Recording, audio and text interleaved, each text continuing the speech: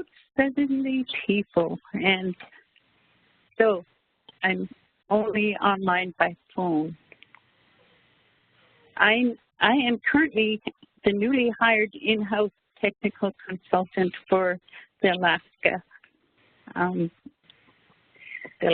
Center here, and we have,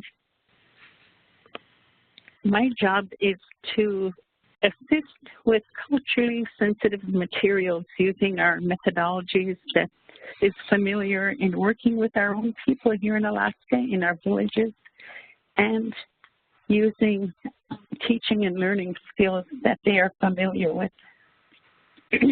Over the years, our Native people in America and in Alaska have experienced a lot of changes, and our leaders and organizations, in most cases, try diligently to provide the necessary services that were recommended and identified as needed, usually from an outer area that comes in and provides services. In other cases, we witnessed many good intentions change back into depressing weakness data, and we wondered, why is that? I've been involved with teaching our own people the Alaska Native family systems, and it's based on northern Alaska, where I'm from. I live in Kotzebue, and we are 26 miles above the Arctic Circle. We have 11 villages in our region. So for the past 3 years, with a grant from ANA, Manila Association, which is our nonprofit service provider in our region, we administered strengths-based family systems based on the Inupiaq families' living and lifestyle based on the Arctic. Our elders, in our case, blended the Inupiaq Iliklit program values. Inupiaq meaning we are the real people from up here, and that's in our Inupiaq language. And Iliklit, when defined, means the way we are, who we are, the way of our learning. So it's, for example, I'm Linda, and my way of actions show who I am. And through the elders' advice that many of us ignored during the pipeline years in the 50s and 60s, we're telling the leaders in our organizations where Alaska was at its booming pipeline days, where there was money flowing in and out of the communities and focused on developing community structure. Along with that rapid change, our values, our people, our families were changing and learning ways that kind of expected our people and organizations to move very quickly to catch up to the modern Western world. As an impact of that, we forgot in transition to be like the rest of the world. Many of us wandered away from our values in the family. And so with Manila's help, we applied for the grant, and it was blending.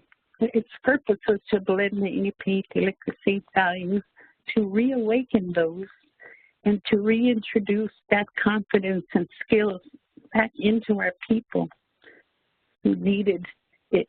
Many of them remembered in this generation, remembered them, but forgot how to practice or teach them to the newer generations. So today, I believe, we are seeing some of the symptoms of that loss. And we are holding ourselves accountable. We know that we, as a community of cultural people, didn't do our job well as families. So where we are, with the help of this grant, we are reintroducing it. The grant ended in September, and the project goals were for me to be a trainer in reintroducing family, Inupiaq family lifestyle and the values, and how to carry those forward into the future. Prior to that, I think we only treated the symptoms without really providing the very important traditional values that many Native Americans or Alaska Natives needed in order to feel successful and to feel self-confident. There were three main goals. To heal the helpers, meaning the model that we used in introducing the family system.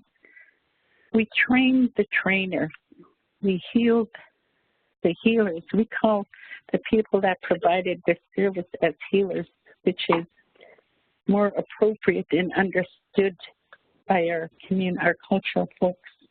So we began to heal the helper, and by healing and providing wellness opportunities, we taught personal development in a way that our culture understood what it meant back in the day of our elders, and then to today, where we want to build upon our traditional ways of understanding our negative history and then bringing it forward to today so that we could use those, turn the negatives into positives and using the positives as strengths, because one of the values of our people is to, number one, always help each other. We have a responsibility to our tribe, and most importantly, where all learning begins, we have a responsibility as a family member, which is a lifelong, or could be a lifelong goal for our people as family members. So we came up with teaching the method of using self-confidence, first building that in building up their communication style. We have used our types of listening using our ears, our heart, our eyes, and our mind to also help us identify and recognize the individual spirit or personality of each person participating. We believe that if I myself was not well or could not handle grieving or teaching or problem solving or negotiating, how can I teach that to others? It's one thing to be able to talk and speak about it, but it's another thing based on our values to really walk the talk. So this method that was used by our ancestors was often said and referred to by our elders as, you don't necessarily have to tell us who you are. We get to know you by your actions, on how you walk your talk and how you interact with our community, and where is your heart. So with those things in mind, we learned how to speak more clearly, how to put the impact behind our words through stories, and also infuse our values. Our elders, one of our elders from South that was in the project summed it up in this way: there are three of me, and I'm quoting him, there are three of me: how I present myself, how others see or interpret who I am, and finally, who I really am. And that kind of helped ground us in a way that said to ourselves when we reflected with our mind as a learning tool that we had a bigger responsibility and we could get comfortable with it. Long ago, traditionally, our people taught us to be prepared and to plan ahead for the changes that were coming. Our Northwest Alaska traditionally say we have 5 seasons. We have winter.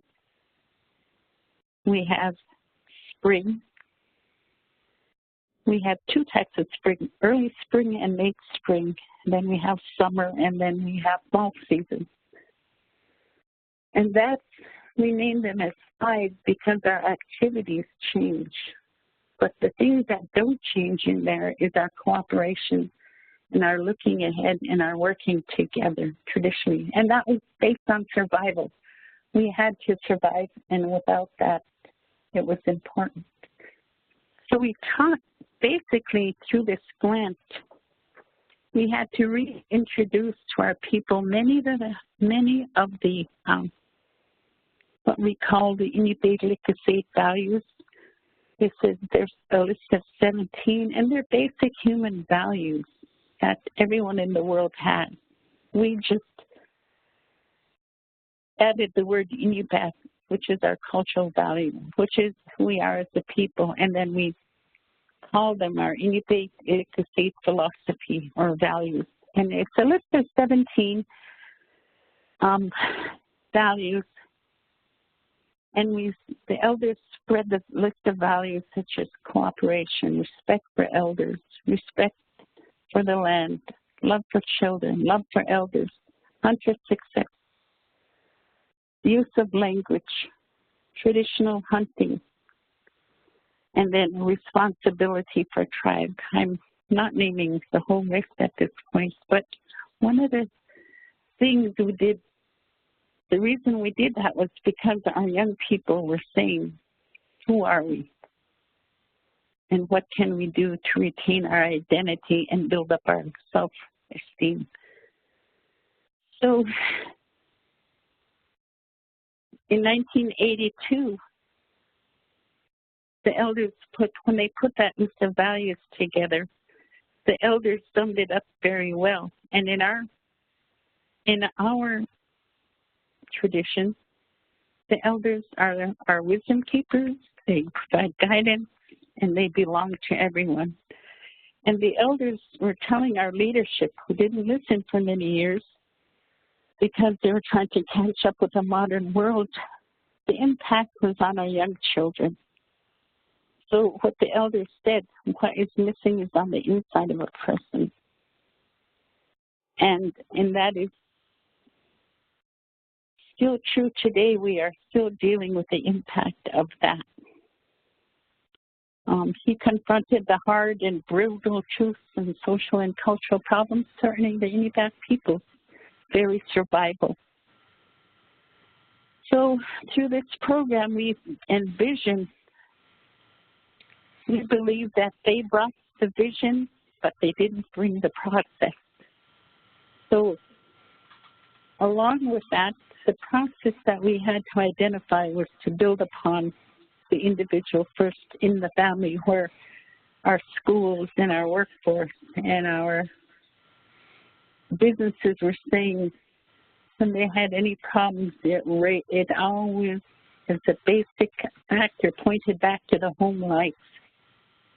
So in our mind, in my mind especially, it was to begin where the children and the family needed to learn what it means to be human beings, a place that is safe, a place that provides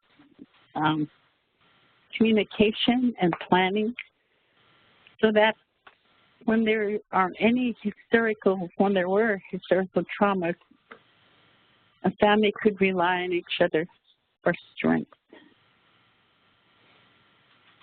So using our eyes, ears, heart, and voice and mind, it takes two people to communicate. And sometimes it means that we, as a parent, need to take the first step to stay in good communication.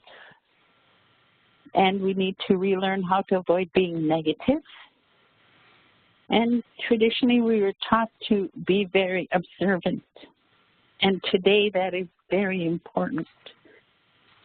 We use our eyes and ears together to see and listen respectfully, to respectfully, quietly listen, and to be still as our surroundings and aware of our own actions. Our eyes observe the processes from start to finish, and that is stored into our memory so we can try to keep it in practice when we are ready to do a task. And then we also communicate with our heart in the families. Our heart is the keeper of emotions and true interpersonal feelings. Expressed feelings may, of course, hurt or cause fear. And then we also remind ourselves to use positive words instead of negative and to seek balance. If we have a negative situation, discuss or talk about how can we change that together, rather than pointing out, saying that you need to do this, you need to change your ways. It takes two, especially when guidance is needed by someone stable. So the communication needs to be in balance and with someone you can work with, someone you trust, and someone who is open to helping you make the right decisions. So based on some of that,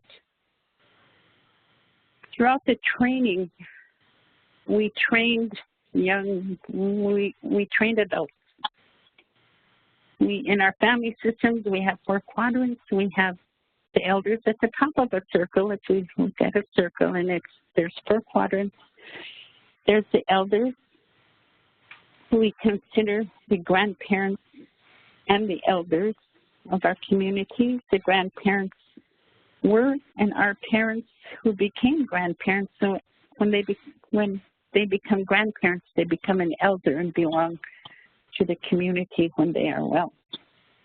And the elders have always looked forward to a healthy and happy person. The elders always had good wishes for a good life for the young people of the community. And so with that in mind, they were the decision makers. They would provide guidance to the adults. They wouldn't take the action. That was up to the adults to carry out the wishes based on a discussion and an agreement that was negotiated. Then right next to the elders in our quadrant, if we keep moving in a circular fashion, are the infants and toddlers and young children up to the age of 12. This also includes educating our young adults, our people, about childbirth, and that knowledge and life begins before the child is born. So teaching while a lady or a young couple are expecting children needed to begin right away, and support and to live a good life had to begin there while the family was expecting a new baby. The child was taught to speak with kindness. The child was guided and could reach out to anyone for help. The children belonged to the whole community, just as the elders did. It was a traditional belief that we named, and it's still a traditional practice that we name our children after an elder. And that name supports that person who's named after them. It carries that child as they begin to develop into who they are. So there's a whole different process that we don't have time to talk about at this point. But the next quadrant are the young adults, and these are what we term today as teenagers, teaching them how to live life on their own, how to make decisions, how to make good decisions, how to communicate effectively with their parents and other caring adults, and most especially learning how to care for others and to be watchful of the community and to learn and do their best. And this could be in everything they attempt to do, in school, at home, in the country, hunting. They're expected to leave their childhood behind and move on towards learning how to be a good adult. And then the third quadrant is the adults, and the most important job of the adults was to communicate effectively with each other in the community, with other adults, with the city organizations, with everything that had to do with helping the community problem solve any of the issues that was affecting the community and the families. So that was one of the most important responsibilities of adults. Linda? To communicate, yes? I think we should probably move on to the next presenter. Oh, is it time already? So yeah. Thank you very much. But the goal, again, of this was to provide methodology and to teach people, reawaken in them that they were born with strength. And then it's scary with today's opioid misuse. The fearful thing that's driving us to use this is that it does affect the person's life after the misuse. And then we are trying to understand and build families so that when a person comes back from treatment in whatever shape they are, the family will recognize and the community will recognize the need and hopefully prevent it from continually happening in the future. So thank you very much. The training program is at the end. It meets quarterly for a week, and then in between, the students hold their own training in their own villages. So it's a good program, and materials are developed. So I wish you luck. I hope to hear. I am available through the ANA process for assistance, and my job is to work with setting up, trying to set up culturally relevant community planning and training for people in our region and in Alaska. Thank you so much, Linda. I appreciate you taking the time to share and to introduce us to the topic. Next up, Andy, I believe you're up, and if you would maybe provide a brief introduction to yourself and your title and what you're doing, and then we'll begin your slideshow. Perfect. Can everybody hear me okay? I believe so. All right, we're going to go for it then. Welcome, everybody. My name is Andy Jones. Excuse me. I get two titles. I am the director for the Office of Substance Misuse and Addiction Prevention here in Alaska within the Department of Health and Social Services. I also serve as the Deputy Incident Commander for Governor Walker's response to the opioid epidemic that's affecting Alaskans. A little history about myself. I'm a lifelong Alaskan. Lived here almost my entire life except for the time I left to go into the military and school. And so Alaska is home to me. And today I just want to give you guys a little bit of an overview of what's going on in Alaska, the substance misuse problem we are occurring to have and continue to have. But then I don't want this to just be a bunch of information that sometimes can be pretty depressing sounding, but some of the amazing things I think Alaskans are doing out there. And so with that, we're going to talk about addressing Alaska's opioid epidemic. And we could go to the next slide, please. And we'll see if that moves. There we go. So before I get into this, I just want to highlight alcohol is still our biggest problem in Alaska. And I don't want, when we talk about opioids, the question always comes up, why aren't we addressing alcohol? Our office was formed just less than a year ago to really focus on things like alcohol prevention and to continue that. But the reason we've been focusing so heavily on the opioid epidemic is because the pathway to becoming potentially addicted to this substance is very dangerous. And with the amount of education that's gone away from substance misuse and in our schools to our providers, we just see that this is it's ramping up very fast, and we're trying to spearhead and inform our communities and get them the tools they need. But with that, let's look at the national average. And as you can see, one of the most scariest things is bullet one. I mean, drug overdoses are currently the leading cause for accidental deaths. It's exceeded automobile accidents. So anybody who's in from the valley and commutes back and forth, when you see all those car accidents, can you just imagine there's more overdose deaths per day per year than those accidents. I'm going to drop right to the third bullet. In 2016, drug overdose deaths likely killed more Americans, 65,000 Americans, than the entire wars in Vietnam, Iraq, and Afghanistan. In comparison, more than 58,000 troops died in the Vietnam War. About 45 so far have died in the Iraq wars. That's staggering that those wars went on for a very long time, and in 1 year's time in our country, we've had more Americans overdose and pass away to this epidemic. Next slide, please. This just highlights a little bit more, 55,000 lethal drug overdoses reported in 2015. These numbers continue to rise, and this problem continues to rise. Like I said, and we'll talk a little bit about this, we have an opioid problem, but in our country, we have a polysubstance problem, and I will touch on that a little bit more as we go along. 4 in 5 new heroin users started by abusing prescription pain medications. Next slide, please. A little history about the opioid epidemic. This has been going for some time. It's almost like a tidal wave or a tsunami, and we're in our third iteration of the tsunami coming in. But this dates back to long time ago. A lot of the times what ends up happening is our medical research science-based community, sometimes we are always looking for a new way to handle pain management.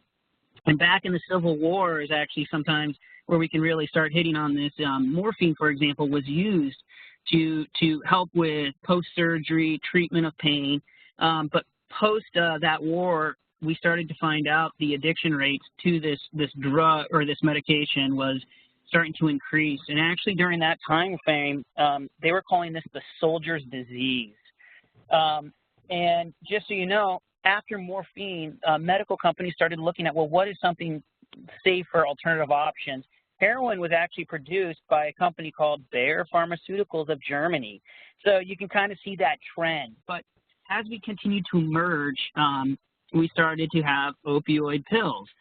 We all know Vicodin, Oxycontin, things like that. And the pharmaceutical companies in partnership started to promote this. And this is from one of the pharmaceutical companies. You can Google it online. But this was in the 80s and 90s was a very hard push. And so your doctor might prescribe an opioid medication. Less than 1% of patients will become addicted. Now, we as the general public, we always assume doctors know everything about pain management.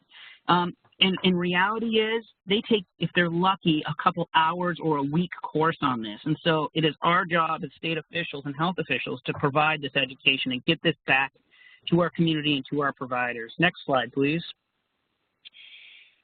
Through this promotion of these new narcotics or pain management tools, I would say, places and new journals like the New England Journal of Medicine that many doctors, many physicians use, they came out with this article, and if you look at the bottom there, it says, we conclude that despite widespread use of narcotic drugs in hospitals, the development of addiction is rare in medical patients with no history of addiction.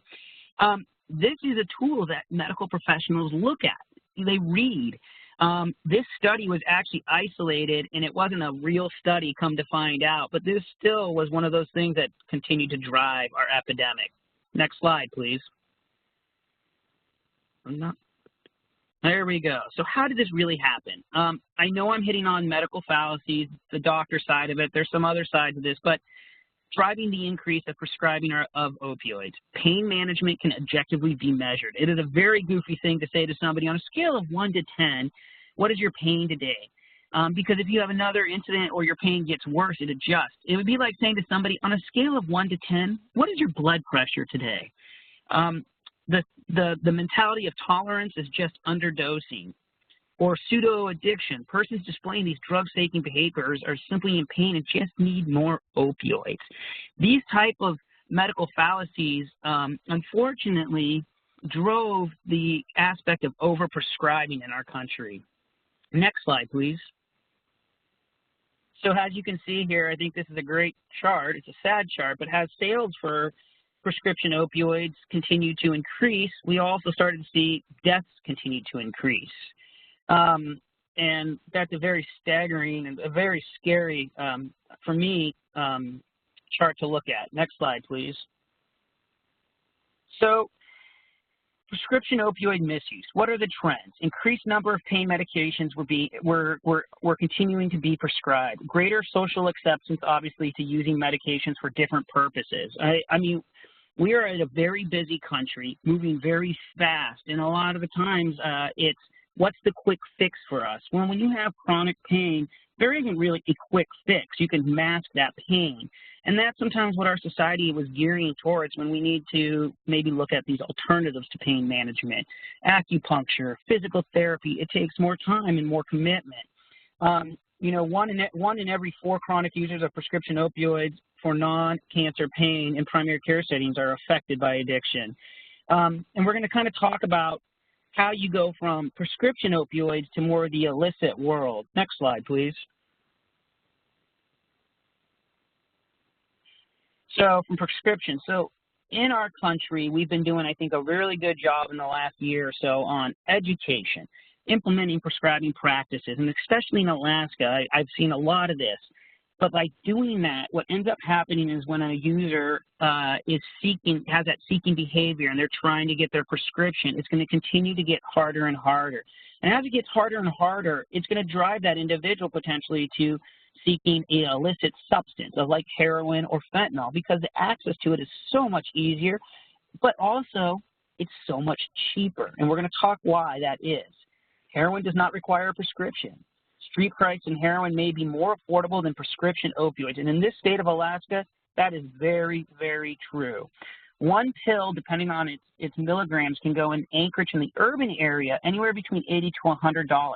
You get into our rural communities like Tanana, Kivalina, Shaktoolik, those can go for anywhere between $150 to $200+ for those pills, and heroin is much cheaper.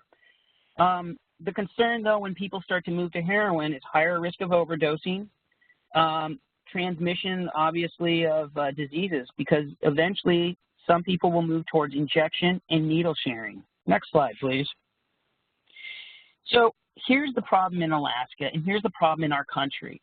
No one person is just taking one substance quite often. When we do a toxicology report on Alaskans who overdose and unfortunately pass away, we're finding that these individuals are loaded with alcohol, heroin, marijuana, pills, coke, you name it. So we're starting to see what we call a polysubstance use.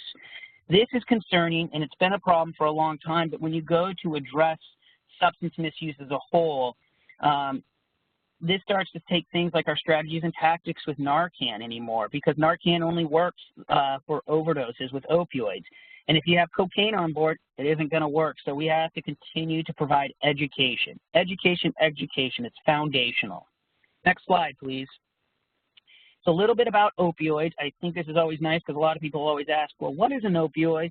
Where do they come from? So opioids are made from the opium poppy plant, artificially, but also through an agricultural cycle. Now, in an agricultural cycle, those opioid plants, those are actually oriental poppies right there. And these are produced in countries, and I'll show you a really nice slide next. But when you have an agricultural cycle, it means you have an inconsistency in the cost and the purity of the drug.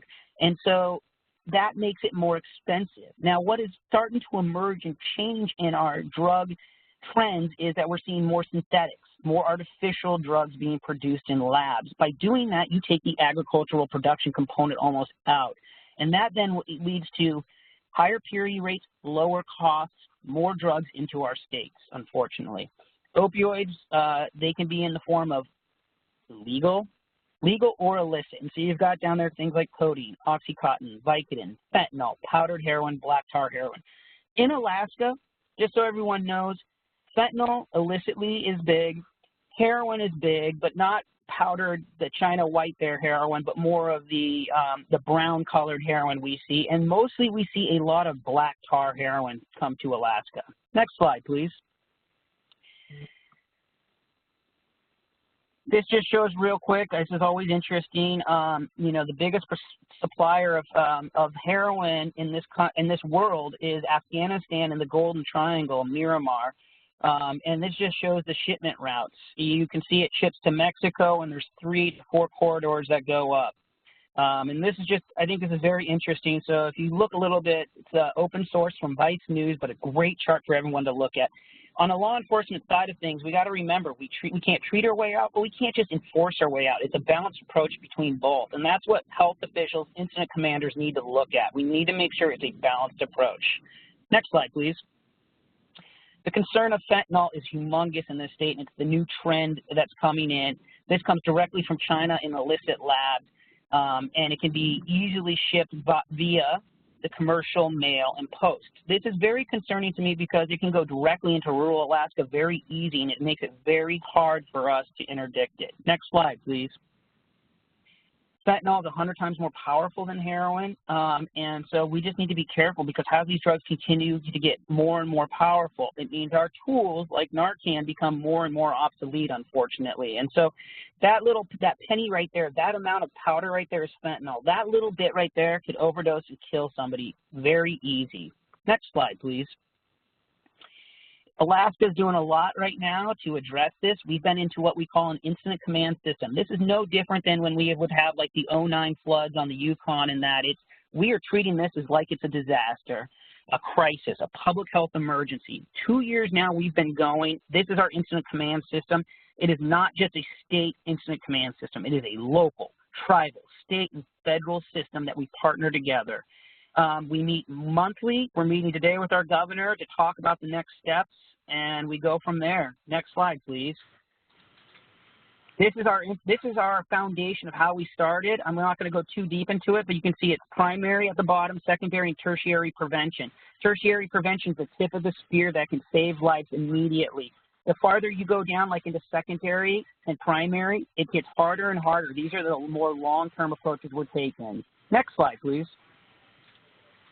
What have we done more on the enforcement side of things in our state? Well, here's what we've done. We have now a DEA diversion task force. We've increased our state drug enforcement units. Drug dogs are more present. We have a statewide drug enforcement prosecutor. We also are now one of the last states, and it's exciting to become what we call a high-intensity drug trafficking area designation. Next slide, please. This is the last slide. I just want to highlight some of the other things we've done. We have increased our treatment bed capacity. We've distributed it out over 16,000 naloxone overdose rescue kits in less than a year and a half. We've reduced potentially 1.2 million pills being destroyed in Alaska so they won't be diverted. So these are really great things, but we still have a long, long ways to go. But we are seeing success, and we do see hope because we're changing stigma. You know, we're stigma with use, and until you remove that stigma in our communities and from Alaskans, we need those communities to be fully responding and helping their community members, and we're seeing that. And it's been extremely encouraging for us.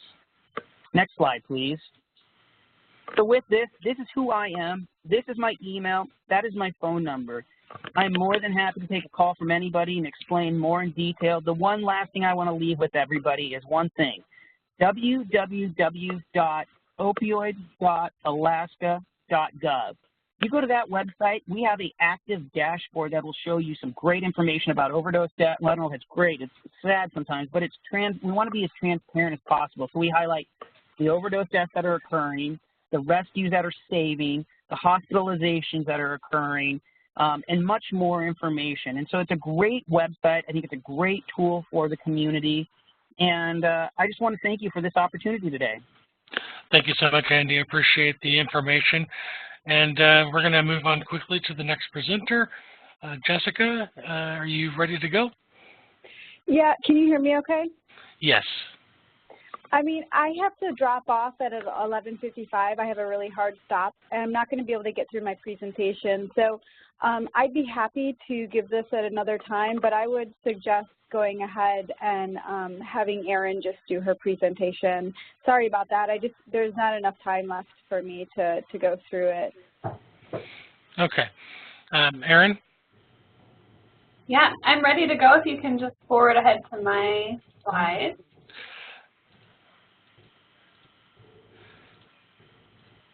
All right. There we go. Okay, So I am Erin Yellens, and I'm an assistant professor and extension specialist at Kansas State University. And you might be wondering why in the heck a person from Kansas is talking to all of you in Alaska. But I recently have really gotten into the opioid epidemic and studying what's going on and what we can do to help. And I've been talking to several folks around the country about some ideas that we have and some things that we've been doing in Kansas to help curb this opioid epidemic. This is also a personal issue for me. We had an opioid addict in our family who passed away from a heroin overdose just a few weeks ago. So this is something that I have struggled with in my family personally and have experienced firsthand. And I also have a lot of medical professionals in my family that I've been learning from as well. So this is a personal issue, but also an issue that's currently devastating our country. So I'm going to talk about 5 different things today. If you could flip on back to the last slide there. I'm going to talk about 5 different ideas for today for some community-level strategies that people can implement to reduce this opioid crisis. But my caveat with this is that there is no silver bullet, and that's actually a statement that you will read in some material that's been put out by other universities and federal organizations, that there's no one key that's going to get rid of this opioid crisis for us. But these are the 5 things that I'll be quickly running over today. Public education and the value of that, patient-clinician advocacy, community-based medication disposal, access to services, and just talking about communication in general. Next slide, please.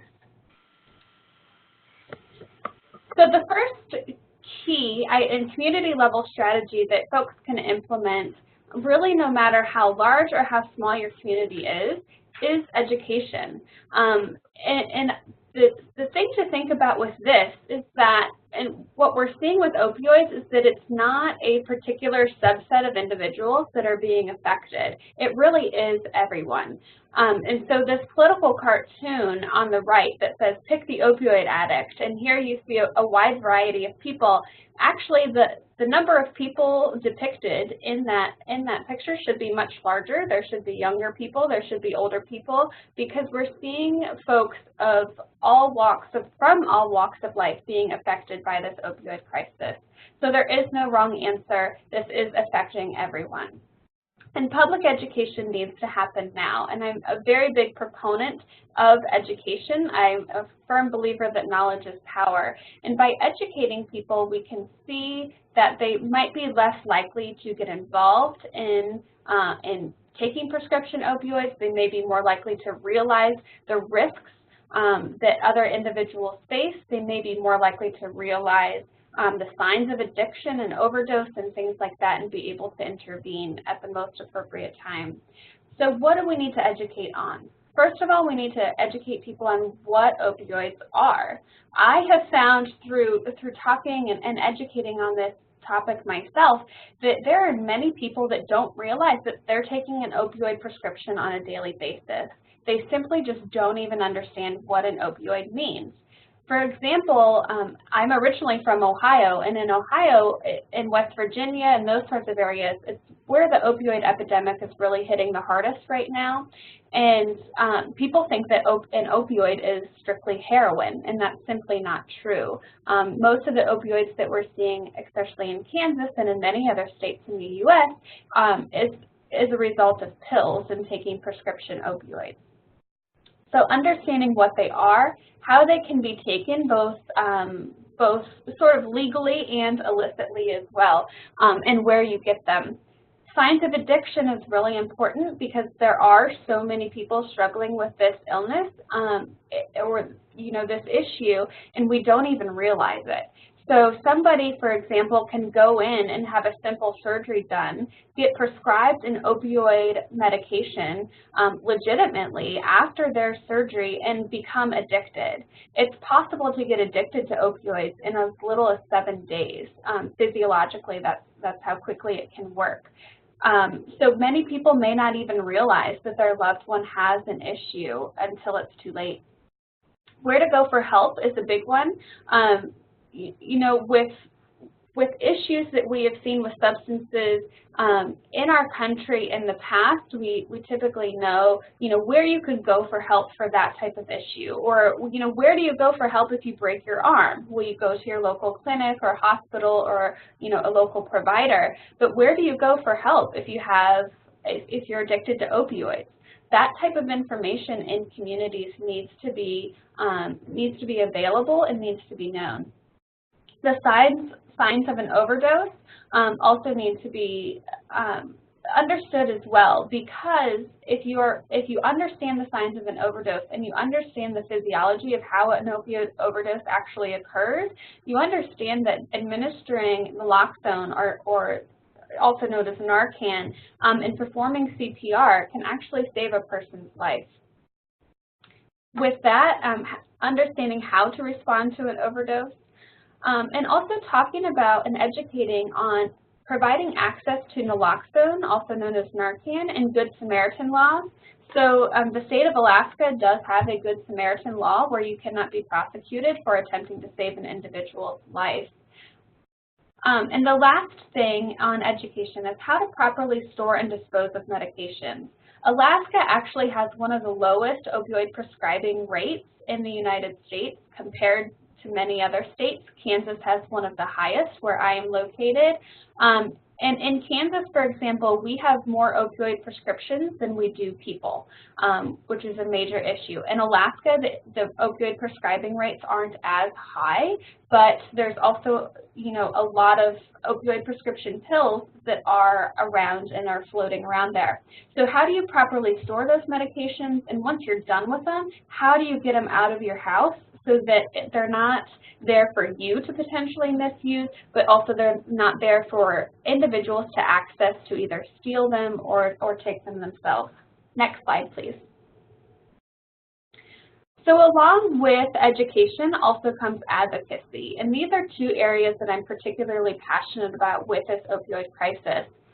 So I firmly believe that through education we can teach advocacy, and when people have the proper education and really understand what's going on, they can better advocate for themselves and for individuals in their community.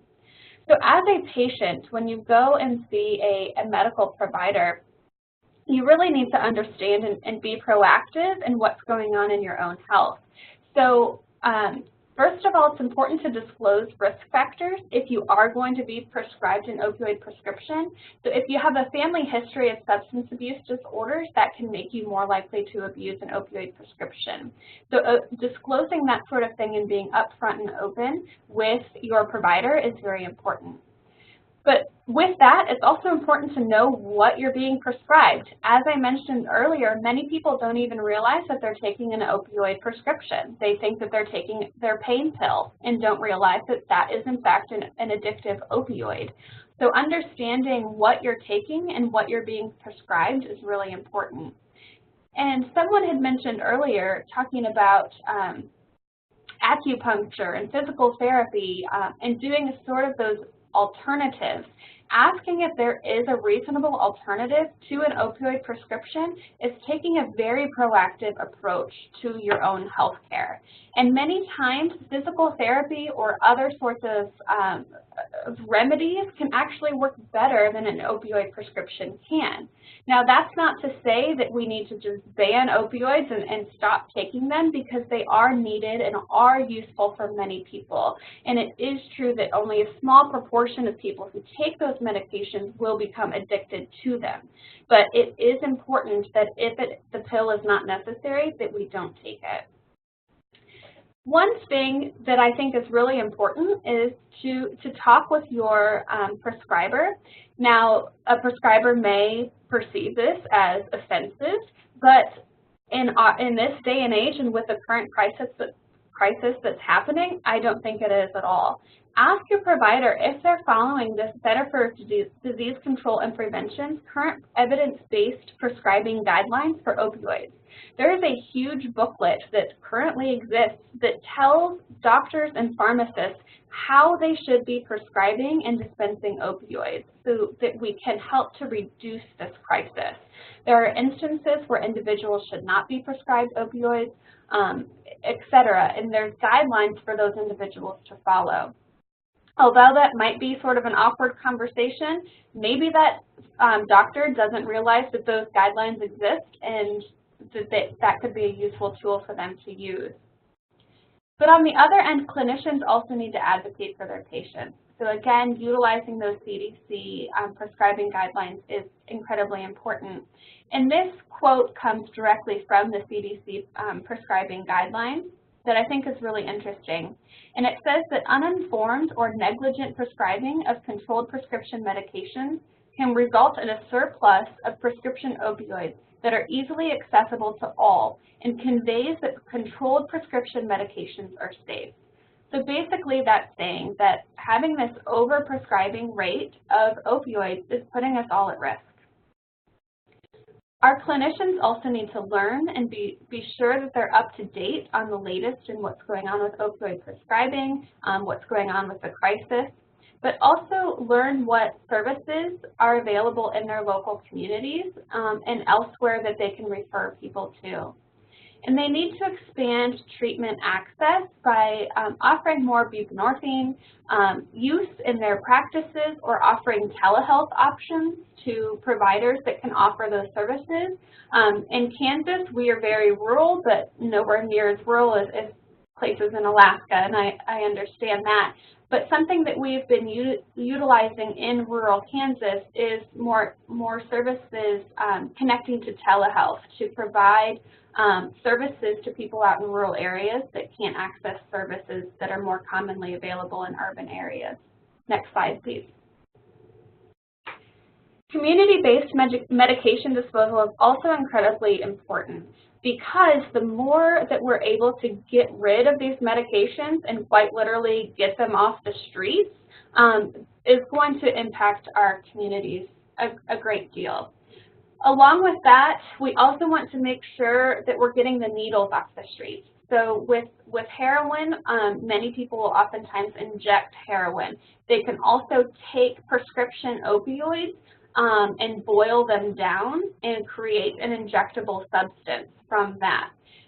By injecting, you actually are getting the medication into your body quicker and you're able to experience the effects of the medication at a more intense rate. So that's why we're seeing all of the needles. We also want to have a place where we can safely dispose of needles that will help to prevent needle sharing, but also getting those needles off of the streets that potentially children and other people can access and potentially get scratched with or something like that that could harm their medical safety. Having safe needle disposal sites is a sort of an opportunity for that. Also having medication drop boxes, places where you can safely dispose of medications. In Kansas, these are some examples of where we've been putting drop boxes. And quite frankly, I've never been to Alaska, and I'm not sure what the climate is like in your most rural areas, so I'm not sure what this could look like. But having some sort of place where you can safely dispose of used medications and used needles, whether they're used illicitly or not, is incredibly important. Next slide, please. Access to services is another one. So we know that medication-assisted treatment, or MAT as it's commonly called, is really a great way to help the people who need help get off of opioids and help to recover. So having access to those types of services, which I understand are not going to exist everywhere, but how can we get people who need those services to them? So can we organize a community group who will work with a neighboring community to help transport people to those services? How can we get people there? The research shows that once people get into medication-assisted therapy, they're more likely to recover from that opioid addiction. Identifying evidence-based prevention programs to implement in your community. These don't have to be implemented by a healthcare provider. They can be implemented by a community member who's just really interested in helping the community. Also, we need to advocate for access to naloxone or Narcan for our first responders and for other individuals in the community who can have access to that drug. I know in areas across the United States, people of all ages, shapes, and sizes have been getting naloxone and having access to it in case someone would overdose. It was actually written, I believe, by the CDC that having access to naloxone is equally as important as having access to an automatic defibrillator that we see in many community centers or hospitals, libraries, churches, and the above. So basically, the need to have access to services is incredibly important. And although you may not have that service in your community or anywhere near you, figuring out how you can get people to those services is incredibly important. Next slide. Last but not least, I said at the beginning that knowledge is power, and I'll say at the end that communication is key. It's so important to communicate about the opioid issue, both educating your community members about what in the heck an opioid is and why it's so important and why it's so addictive and why it's so important to talk about, but also communicating about your issues. If you know someone in your community is having an issue, talk to somebody about it. Don't just brush it under the rug. Talking about it can save somebody's life. And it's very important if you're talking about services and getting people from A to B to clarify both the what and the why. Talking about what is needed, but also why it's needed. And lastly, I'll just say that if you don't know the answer to something, it's okay to ask. Reach out to people and ask those questions. I'm available via email or phone call at any time if you have questions about what I've been talking about today, or if you have questions of any of the other presenters. But if you don't know, or even if you're not sure what the question is, reach out to somebody and learn about this issue and be able to advocate for yourselves and your community members. And that can be awkward, but it's okay. So again, my name is Erin Yelland. I'm at Kansas State University. My email address was on the first slide there. It's just erinYelland@ksu.edu. And I'm happy to help in any way I can. And if you ever want to bring me up to Alaska and show me around, I'm game. Thank you. Thank you very much for sharing. Thank you. So I believe that about wraps it up. I'd like to remind everyone to send out, we'll be sending out an evaluation on the webinar to you through your email. If you could complete those at your leisure and send us back, that'd be super. That helps us out to improve our workshops and to also get feedback from you guys with regard to any subject content, questions, or anything of that nature. Feel free to connect with me, Richard Perry, at r.perry@3starak.com. And that is about it for the day. Thank you for participating, and we hope you found this webinar meaningful and useful, and have a good rest of the day.